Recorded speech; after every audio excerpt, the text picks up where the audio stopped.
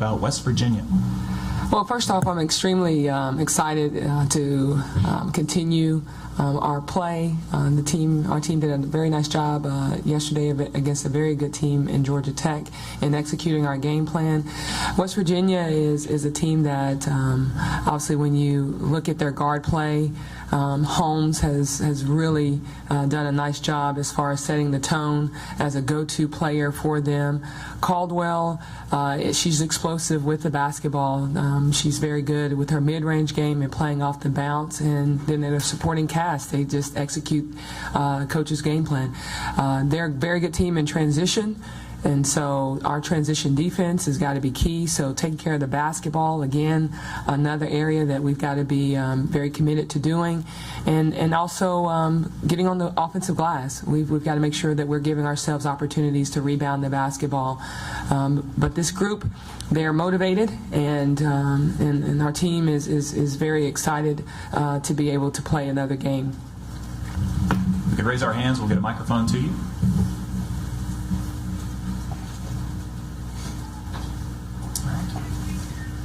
Tommy with Student Media will start us off. Tommy Romanok, the Daily Reveille. So Albany fell behind 17 points in the first half, but they were able to put together a run and I believe get to at least 5 points in that game. What did you see in that run that showed you something that you can do against this West Virginia defense? I saw an Albany team that didn't quit. They played with a lot of energy. They picked up their pressure defensively and really tried to disrupt West Virginia. They trapped a little bit more, which I thought that gave West Virginia a challenge at times. And then also Albany did a nice job of really establishing their inside play. They were very determined to get the ball inside, and it worked for them. So, paint points is going to be key. And then Albany also started to give themselves opportunities to score the basketball by taking care of the basketball. Because West Virginia, defensively, they bring a lot of pressure to the ball handler. They don't make it easy for you to enter the basketball to the wings or to the high post. So ball security was key for West Virginia, for Albany to get back into that game. If you wouldn't mind, could we direct the questions to the student athletes? They have just a 15-minute window. Okay. Then, Theresa, just going up against an all Big 12 player in Asia Bussey, what have you seen from her so far in scouting the Mountaineers, and what kind of challenges do you feel that she presents to you? Well, I feel like their team is, all around, an all around great team, and she's obviously, they're obviously led by Bussey.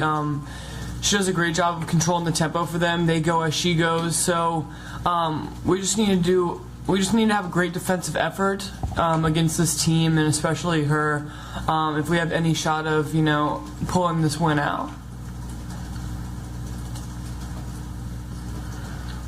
Next question, Matt Boudreaux.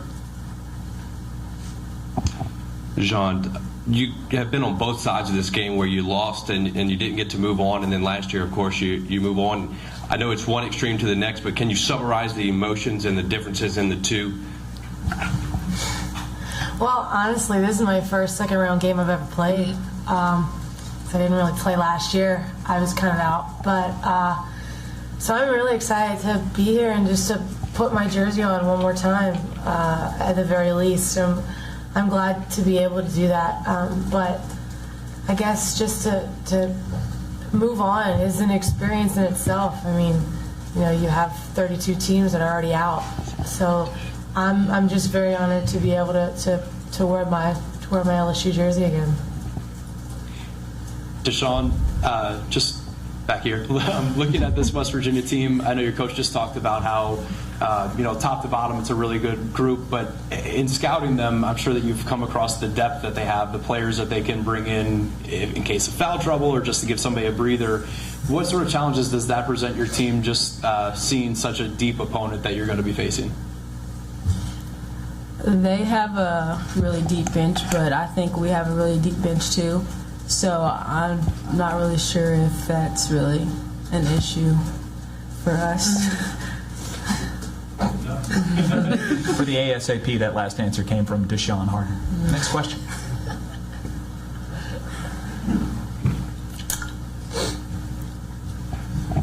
Hi, it's Brett with AP.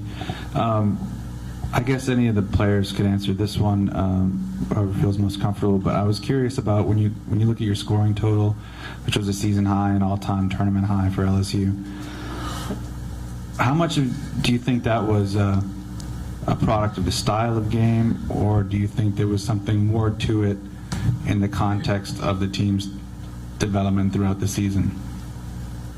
Can we start with Jeanne, Kenney, and we'll move down from Danielle to Theresa?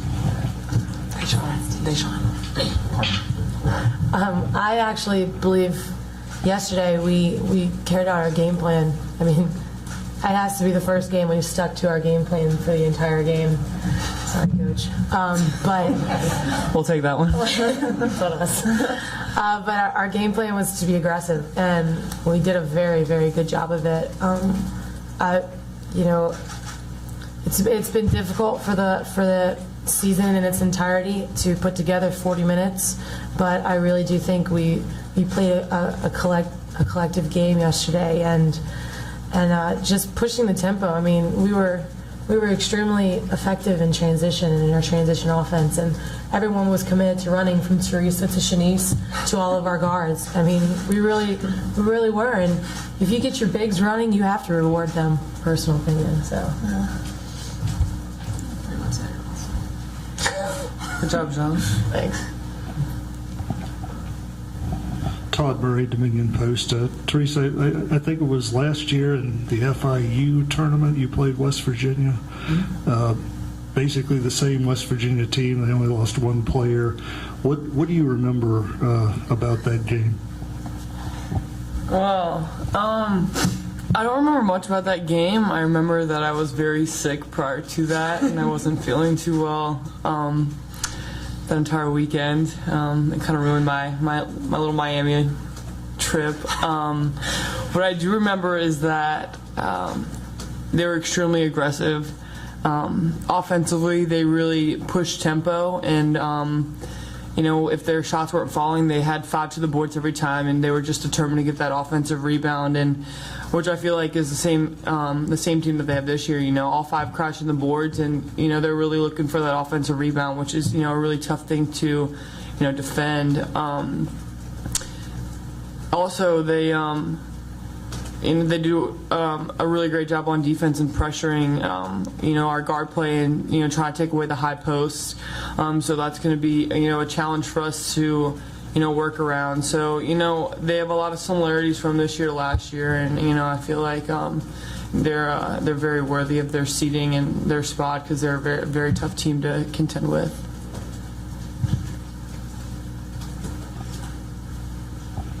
Scott Reveley. Scott Reveley with The Advocate. I guess, DaShawn, this subject's been brought up before, but I haven't asked you. You guys, it's been mentioned about the pressure, and Georgia Tech pressured y'all yesterday, and y'all committed 23 turnovers, but it doesn't seem to faze you as it would. You tied a record. You tied a record. If you have a lot of turnovers, you might as well have a record, right? You tied an NCAA tournament record for the team. That doesn't seem to faze you guys. Why not? How are y'all able to overcome the turnovers and still get the game plan executed, as Jeanne said? You just have to keep playing, and if you let the turnovers phase you, then that's when they just keep coming. I guess they kept coming anyway, but just keep playing and not really worry about if you turn the ball over or not, just try and get back on defense.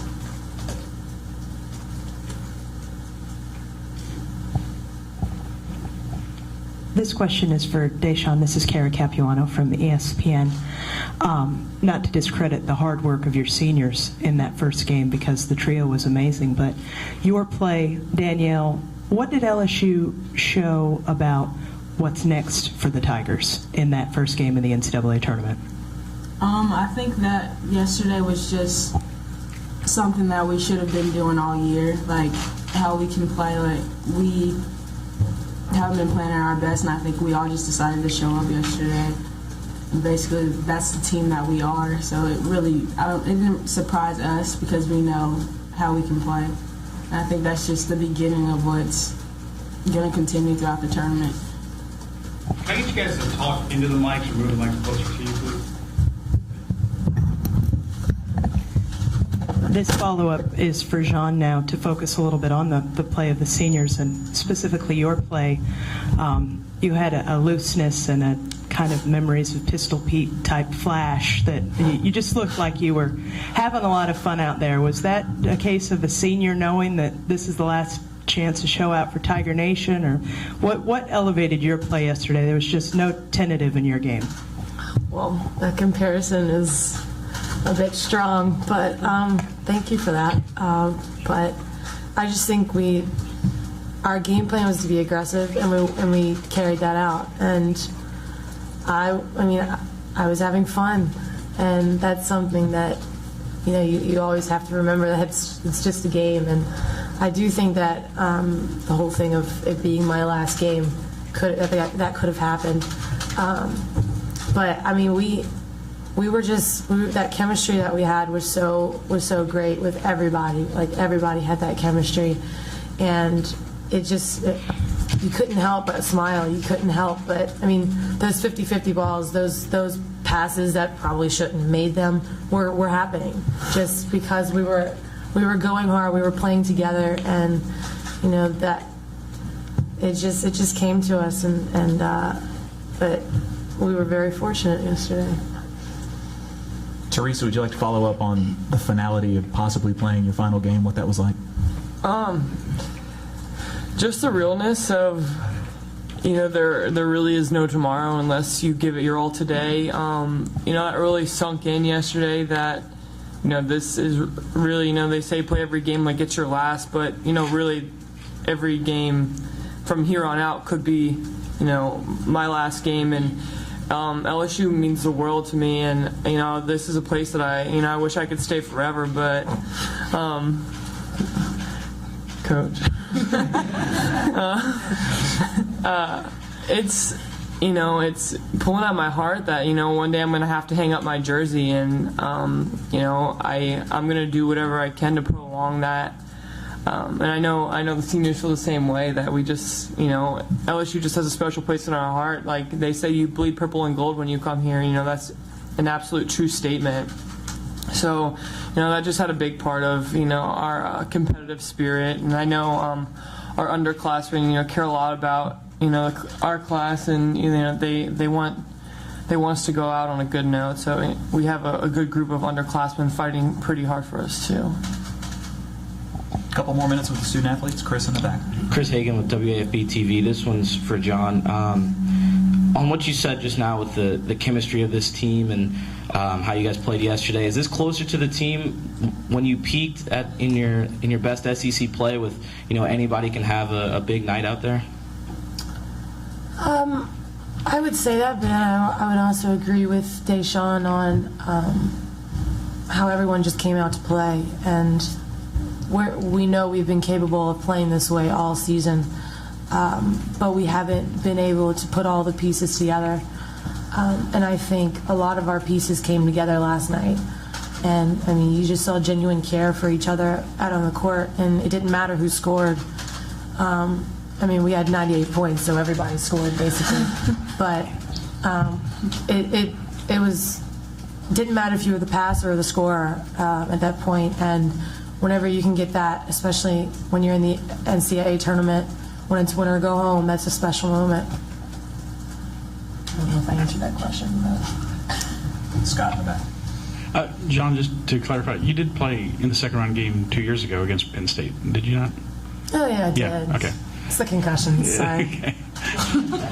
We lost, so I don't really equate that. I did play. Oh, I forgot that. Obviously, Wow. West Virginia is seated where they are for a reason. They won their conference, but you guys do have two things on them: your home court advantage and the experience factor.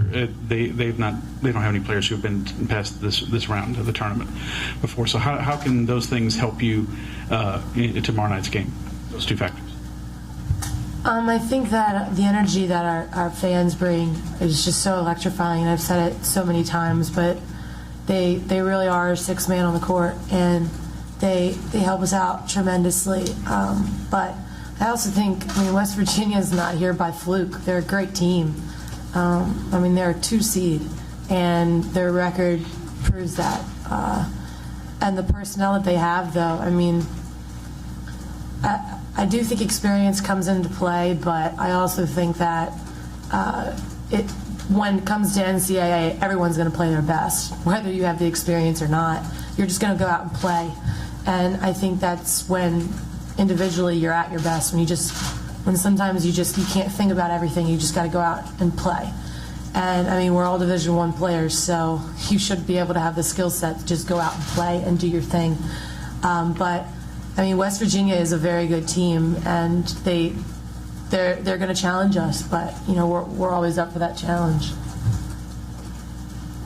Time for one more question for the ladies.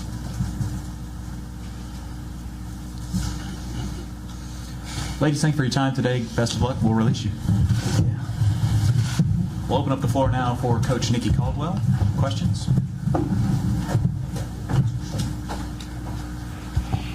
Coach, I know there are a lot of teams in your league that play really aggressive in your face man defense. I'm wondering what your impressions are of WVU in that regard, because that is sort of what Mike Carey has hung his hat on defensively through the years in building that program. I'll tell you, their defense can really disrupt you offensively with your rhythm, and we're a rhythm team, and so the flow of the game, we're going to have to make sure that we're meeting every pass, that we're, as a receiver, you're putting yourself in a position to get open, because they do an extremely great job of denying one pass away. They will play uphill on our post game, so they're taking away wing entry, post entry. So we've got to be creative in our offensive attack.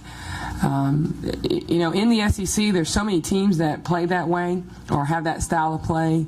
I know Kentucky is that way. We've played A&M. Tennessee can get after you. And obviously, you know, Georgia guard play, they also defensively can disrupt your guards.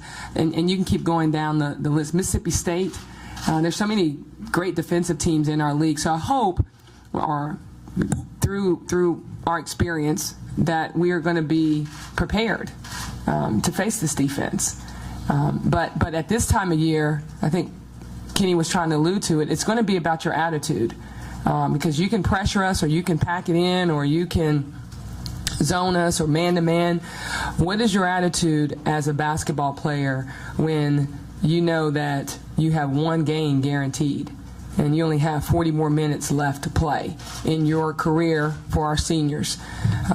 So are you going to work extremely hard to open up those passing lanes?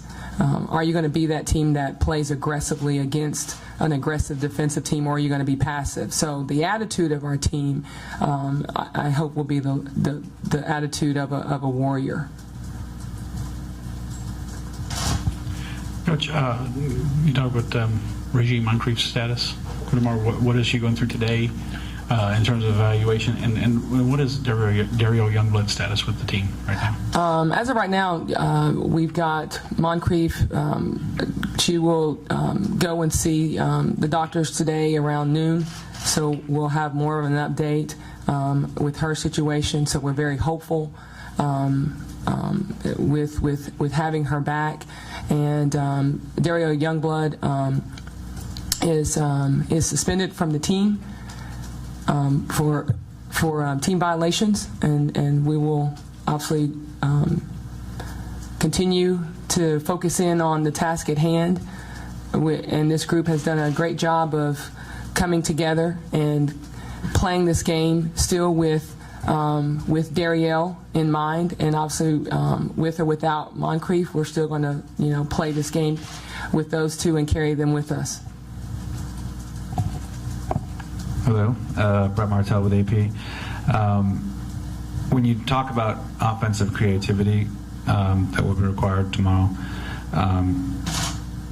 how do you think Ballard's kind of dynamic all-court skills combined with Kenney's Pistol Pete,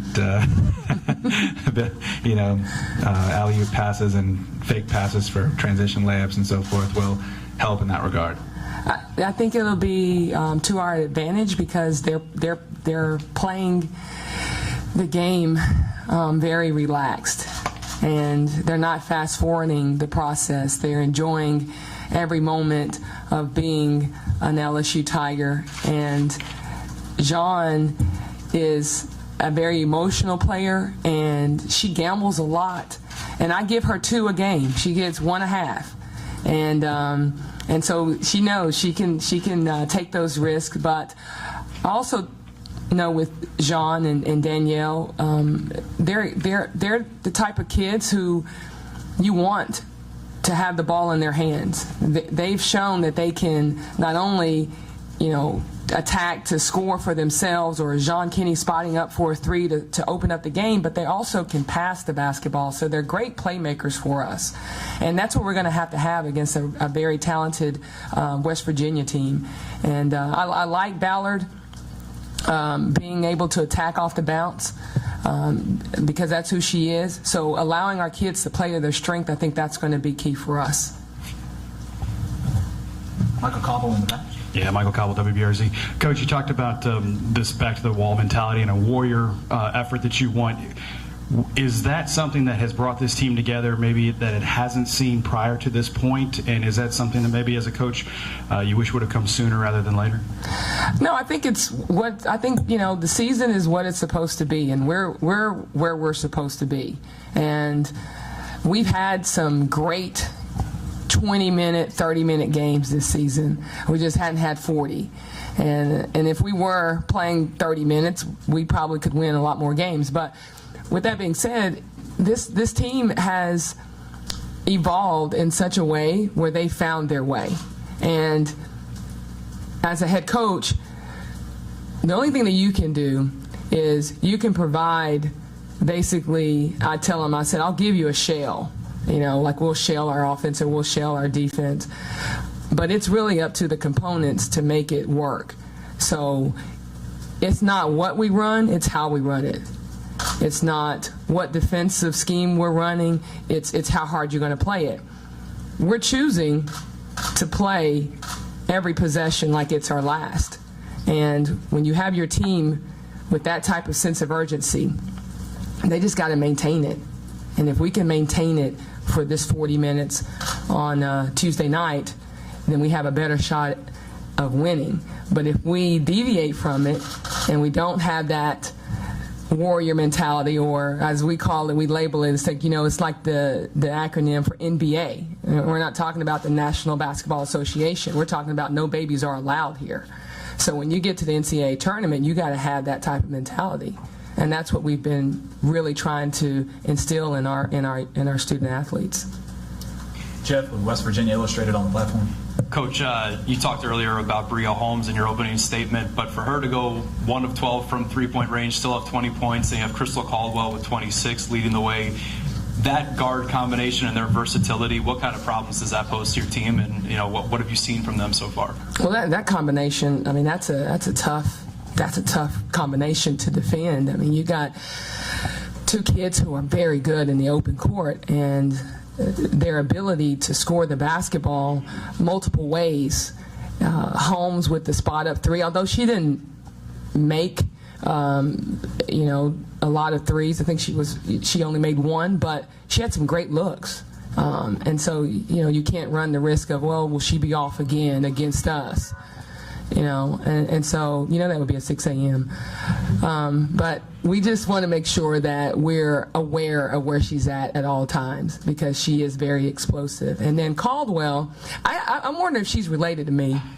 I've got to find out, because her game, she's got her skills are very good, and mine were okay back in the day too. So I'm gonna claim her, but no, I think she's an exceptional mid-range player. Like her ability to play off the bounce, and she's a great athlete, and so those 2 really do a nice job. And you go as your guard play go, and West Virginia they have 2 very, very explosive guards in those 2. Coach, Troy Rubenstein with the Dominion Post, and you've obviously been a part of a number of great teams and great programs, and wondering if there's any common denominators there, and kind of looking at West Virginia, a program that's trying to get over the hump, if you will, into the Sweet 16, and Do you get the sense that they're close to getting over that hump? Oh, of course. I think West Virginia has shown through their body of work this year that, one, they are worthy of a number 2 seed, and that they've shown that they can not only play with the best teams in the country but beat them. You have potential All-American type players on your roster. That gives you an advantage there when you can go to multiple players. But their team they're playing extremely hard on the defensive end, and they believe in their defensive scheme and their defensive system, and so you see how they can disrupt you and turn you over and execute on the offensive end. And players are playing together. No one is the body language of the team is very positive. No one is, even if when you look at Holmes not making a lot of those threes, they were still trying to find her. So that says a lot about their cohesion as a team. Front row. Nikki, one of the interesting things about the first half of that Albany-West Virginia game was Albany shot 55%, but they were still down 17 because they committed 11 turnovers and they shot 3 for 11 from the free throw line. Now, you've been practicing the fundamentals, throughout these past few weeks. Do you think that's going to really benefit you? Because this seems like an opportunity you can have if you just, make your free throws, take care of the ball. Well, the free throws, I was very proud of our group for making free throws and really doing a nice job of I think Ballard really did a nice job of knocking down hers, and as a team we shot a very high percentage. The taking care of the basketball, that's been something that has, what's the identity of an LSU team? Well, we're going to turn it over 20 times, and we joke about it with our kids because I feel as though that they don't intentionally go into games wanting to turn it over. It's just that they have the freedom, they have the play action that allows multiple people to touch the basketball. I mean, if we wanted to limit our turnovers, all we need to do is just keep the ball in one person's hand and just say milk the clock, then go. But because we want to develop our kids, and it's just not about them, just our seniors, it's about allowing our underclassmen to have that freedom and to make those mistakes, because through those mistakes you will grow as a basketball player. We had 24 turnovers in our last game. And I tell them, I said, but if you're going to turn it over that many times, then you need to force that many turnovers as well, because we need to cancel that out. And if we can balance or, tip the scales a little bit in our favor, then, that stat line doesn't really affect us as much. We also talk about having good turnovers versus bad turnovers. And so I said, let's try to at least have half of our turnovers be good turnovers. And they know what that means. They know what that means. So we definitely have addressed it, and we have done everything from 2-ball passing to medicine ball passing to just goggles and what have you.